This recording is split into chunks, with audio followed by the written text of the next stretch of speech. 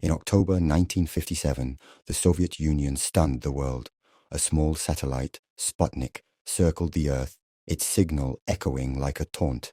The Soviets had beaten America into space. The United States felt the sting of embarrassment. Newspapers screamed of the Sputnik shock. Schools scrambled to teach more math and science. The question hung in the air. Had democracy fallen behind communism in the race for the future? In 1961, President John F. Kennedy answered with a challenge.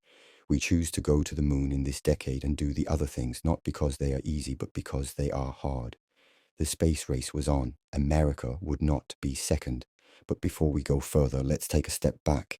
Let's look deeper at the America of the 1960s, because the rockets and speeches were only half the story. The 1960s were a time of contradiction in America.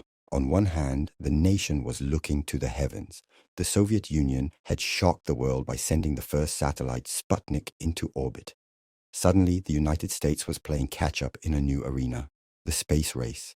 In 1961, President John F. Kennedy stood before the world and declared, we choose to go to the moon in this decade and do the other things, not because they are easy, but because they are hard, because that goal will serve to organize and measure the best of our energies and skills. We choose to go to the moon in this decade and do the other things, not because they are easy, but because they are hard. Those words lit a fire under NASA. The mission was clear. America would lead in space. Rockets would launch, astronauts would soar, and history would be made. But here on Earth, history told a different story. The 1960s were also the height of segregation. In the South, Jim Crow laws dictated every part of daily life. Black citizens were told where they could eat, where they could sit, even which bathroom they could use. Separate but equal was the law of the land, but the reality was anything but equal. The civil rights movement rose in response. Rosa Parks had already refused to give up her seat on a Montgomery bus. The Little Rock Nine had walked into a white high school under military escort.